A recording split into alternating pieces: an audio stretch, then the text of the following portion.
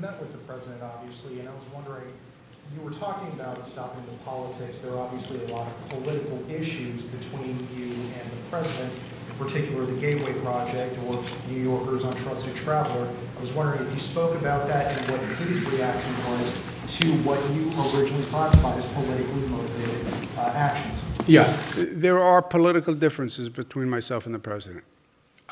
He'll say it, I will say it. I don't even need to say it. You can go do a Google search and you can find 400 nasty tweets about political differences between myself and the president.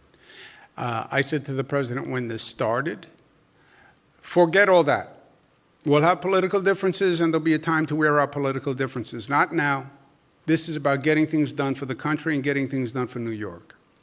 And I have stayed 100 miles away from any political anything all through this. Personally, I went to great lengths to say to the people of my state, I have no political agenda. Personally, I have no political agenda. I'm not running for anything else. I'm not going anywhere. I don't want to go to Washington. There's no personal agenda that you have to worry about and calibrate. Well, is he doing what's right or is he doing what's right for him? Does he have a self-interest? I have no interest. I'm doing nothing. I'm governor of New York. That's all I'm doing. Just to take the politics out of it. I said to the president when this started, put the political stuff aside. Let's just figure out what we have to do, which is a heck of a mandate since nobody's ever done it before, and let's do it.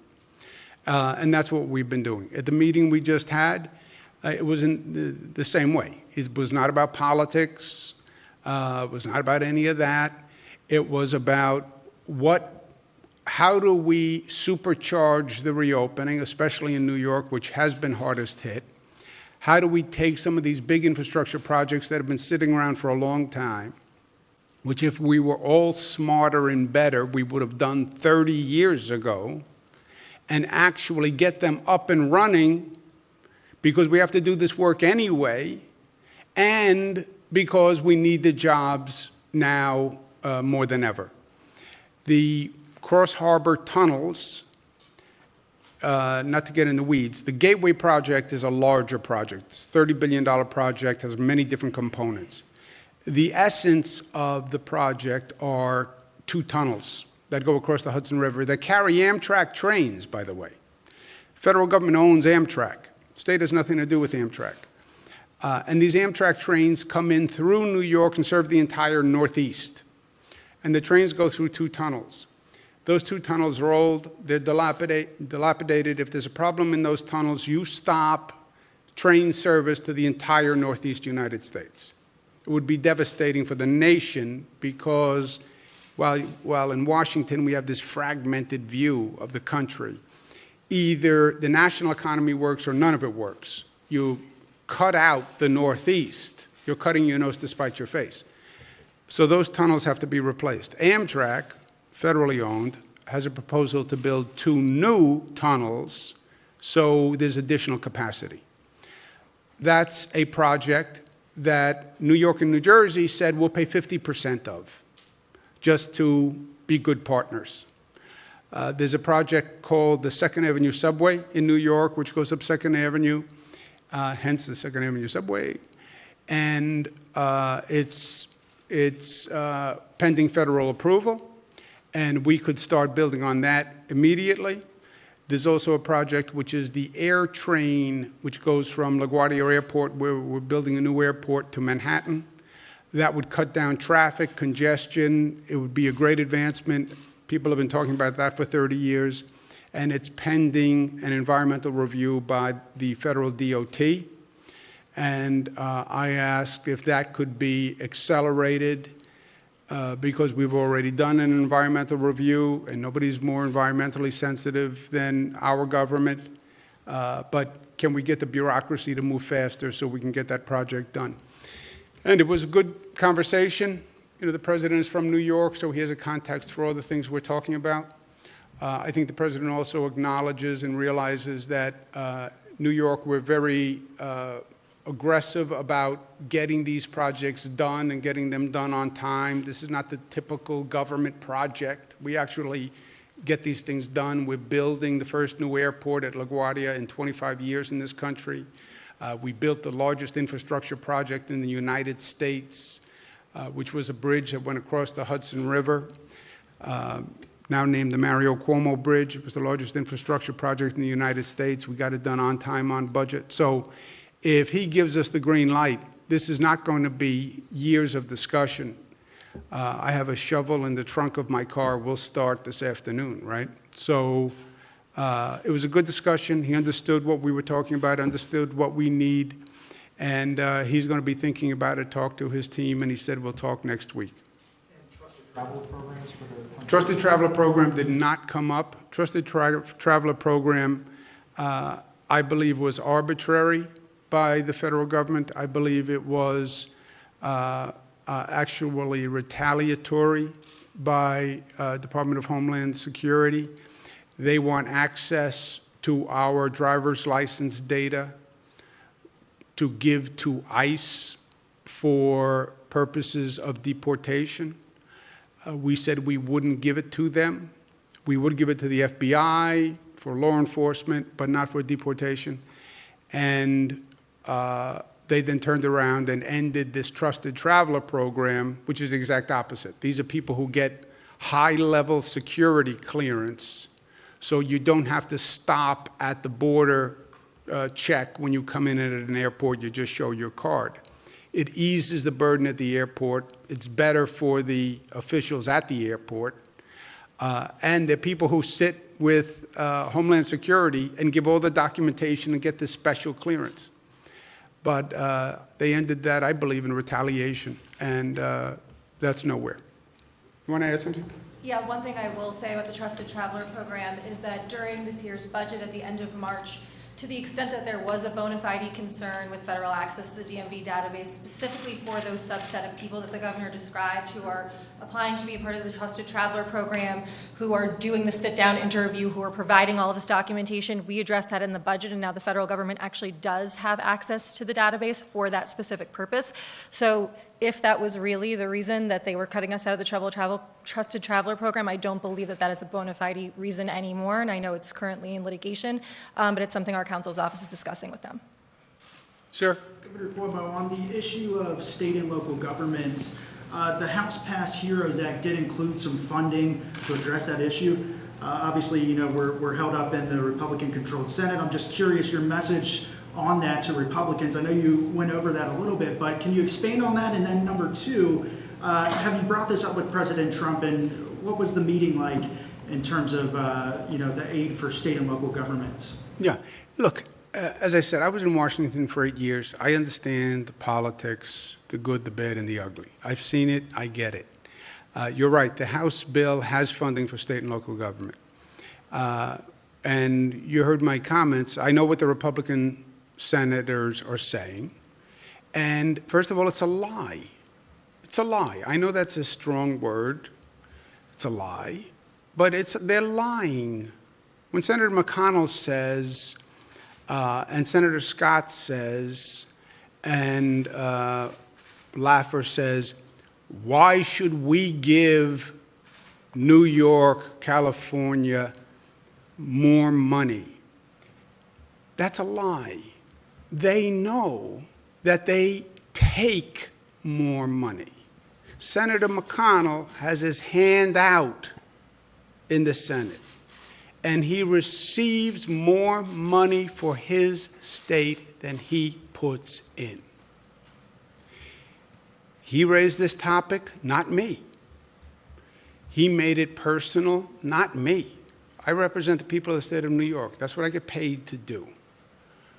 When he makes it personal to New York, when they make it personal to New York, and they're lying, I'm going to point it out. They get more money every year. Why should my state give a handout to Senator McConnell every year? Why should my state give a handout to Senator Scott every year?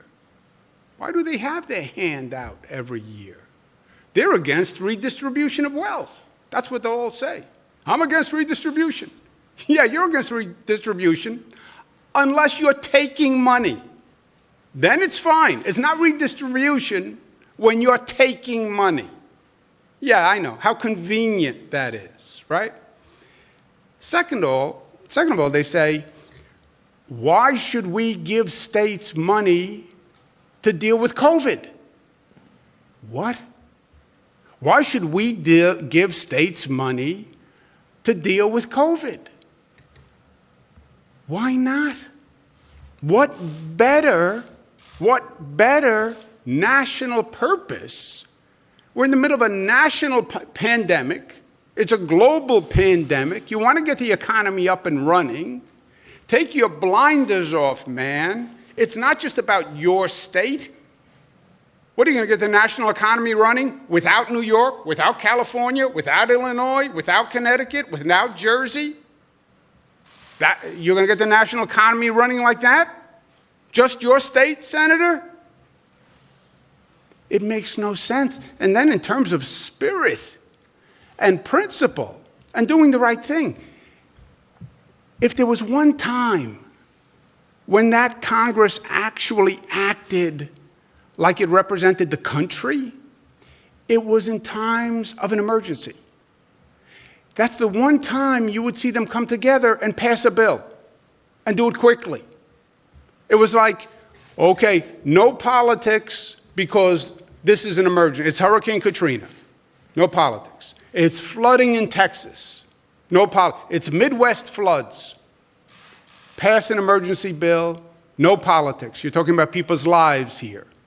You're talking about states and neighbors who need real help. They lost their homes. No politics. Even now, 100,000 people dead in this nation, you're going to play politics? For the House members, they did pass a bill that has state and local funding and has this repeal of SALT in it.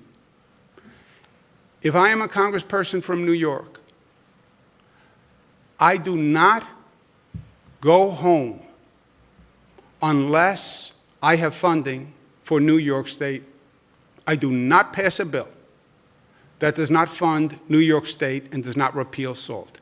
If I'm a congressperson from California, I do not go home to California unless I have funding for California and I repeal SALT. If I'm a congressperson from Massachusetts, I'm not going home and standing up in front of my people who elected me, and I'm running for re-election, by the way, this year. If I'm Congressman Richard Neal from Massachusetts, I'm not standing before my people having passed a bill that didn't help them.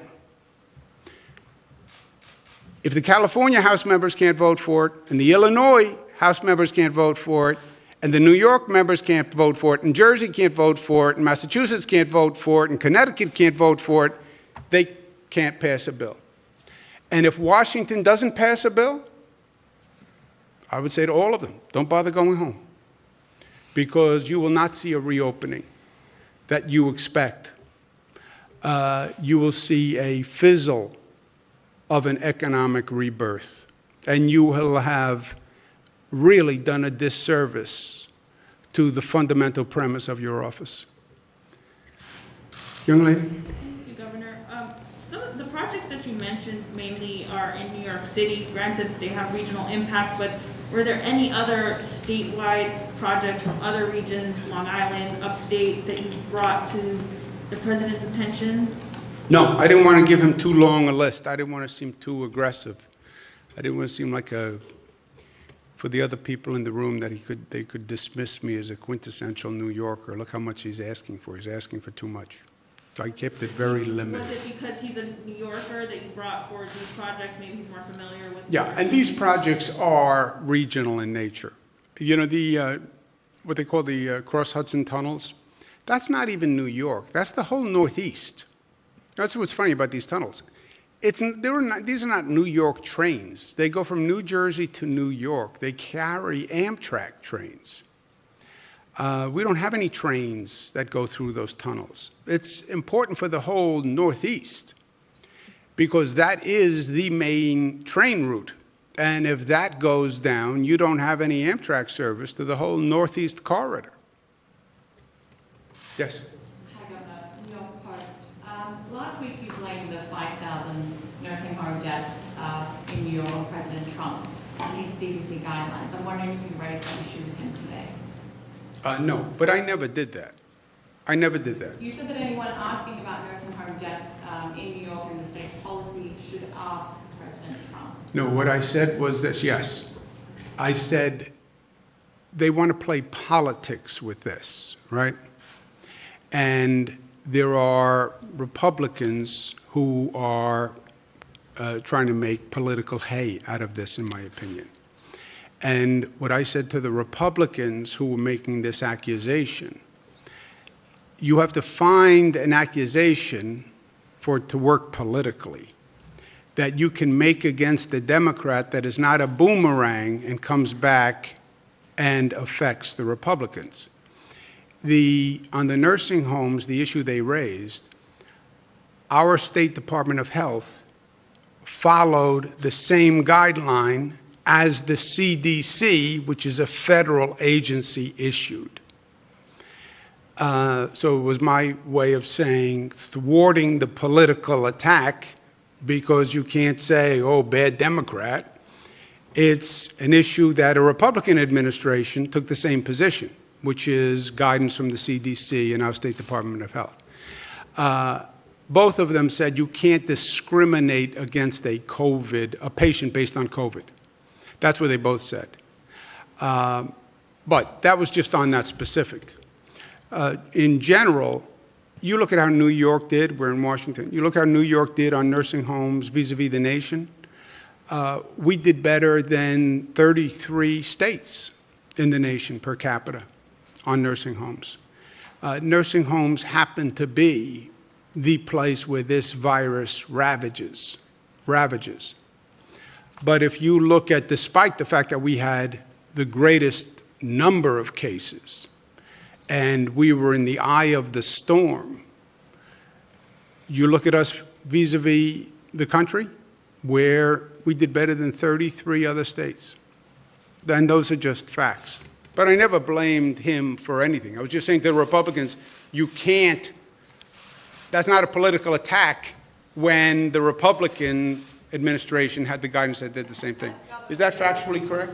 Yes, that's factually correct. The CDC and CMS put out guidelines on March 13th that DOH drew directly from for the March 25th directive. So it's directly in line with the Center for Disease Control. And we believe that in the middle of a pandemic, you should be looking to the national experts for advice because, as the governor said, no one has ever been here before. And this has been a national and international tragedy as it relates to group homes with nursing homes, and everyone's trying to learn from it.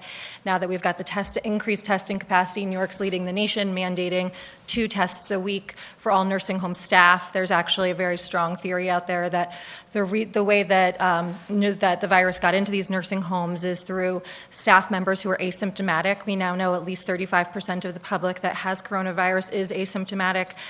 So while we did move to temperature checks very early in March, and a lot of the country did that as well, as it turns out, it may not have made a difference because there were so many people walking around who had COVID who didn't know that they had COVID. Yeah, and the context for what I said was I said it to a Post reporter because, look, I can say all I want, stay away from politics. We're in an election year, and politics is in the air.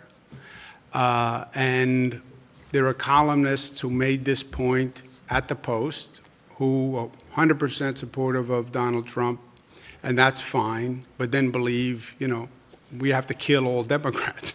So I get it. I understand it. And they're open in their support of the Trump administration. And I guess their attitude is to be pro-Donald Trump, you have to be anti-Democrat, which I don't really understand. Be pro-Donald Trump. As a reporter who's not politically aligned, I just wanted to ask you, though, your government didn't follow CDC guidance on everything. So I'm wondering, as governor, would it have been within your power not to follow the CDC guidelines on putting infected people back into nursing homes? What didn't we follow CDC guidance on? I'm just Would it have been in your power? We didn't. There's nothing that we didn't follow CDC guidance on. Every step of the way in every aspect of this, we looked to the experts at the CDC for how to manage this crisis. And I believe that that's what the states should do. You look to the Center of Disease Control. This is non-political. This is not partisan. This is public health. We deferred to our public health experts. They deferred to the national experts. And again, this is a national and international crisis as it relates to issues in group homes, especially where the elderly are. And everyone is doing their best to learn from what we've done so far, understanding there's likely another wave coming into the fall, and guard against it happening again. Yeah. No, when you said we haven't followed CDC guidance on other issues, I don't believe you're right. That's why I asked you what other issue? I'm just asking, Governor, if it's in your power to not follow CDC guidelines on this, if you could have actually stopped putting infected patients back into nursing homes, would that have been within your power? I've always followed CDC guidance, and I think it makes sense. And by the way, I think the rule that you can't discriminate against the COVID patient is right. That doesn't mean the nursing home has to accept a COVID positive patient. They conflate those two things. I understand because politically facts don't matter, just you're making a political argument. But because you can't discriminate doesn't mean you have to accept. Actually, the law is the opposite. You cannot accept a patient at a nursing home unless you can fully and adequately treat that patient. So you can't accept a COVID patient, COVID positive patient, unless you can isolate and quarantine and have the staff. Unless you can do all that, you cannot accept that person. And the nursing home, the obligation is on the nursing home to say, I can't take a COVID positive person. I'm too crowded, I'm too busy, I don't have enough PPE, whatever the answer is, doesn't even matter. It's, if they say I can't take the person, they can't take the person. So that's how it works. Doesn't mean they discriminate against the COVID positive person. They just say, I can't handle the person. I can't quarantine. I don't have a big enough facility. Whatever they want to say. Let's take one more. Sorry, sir. Thank you, Governor. Griff Williams, No. Washington Post. Based on your conversation today with the President, would you say that he is aligned with Senators McConnell and Scott in seeing the idea of federal aid to states such as yours as a blue state bailout, or does he take a different view than they do? I think the President is focused on the reopening, on stimulating the economy and getting the economy back. I think that's his focus. I think that's the correct focus. I think he understands that these are projects that need to be done. Look, when he ran for president, he spoke about a $1 trillion infrastructure program. That's what he spoke about. He's a builder. He's a developer, right? He gets it. And he believes in construction and development. It's been his career. And I think that's why he talked about it in the campaign. It just never happened. And it's not just him, by the way. Joe Biden talks about it, and President Clinton talked about it, and President Obama talked about it, and President Bush talked about it. None of them have gotten it done. So I think he gets it. He understands the projects we were talking about. The nice thing about these projects is it doesn't require any new legislation, doesn't require any, they've been in the pipeline forever, and his administration can just do it, and we can get it up and running. And to the extent that jumpstarts a larger conversation about infrastructure, which is something I think we need desperately. And look, here's my last point. You know you need to do large-scale infrastructure. When is there going to be a better moment in history to do it? You're spending billions, if not trillions of dollars to handle COVID and bring back the economy. At least build things that we can leave our children, like our grandparents did for us. Thank you for the hospitality. Pleasure.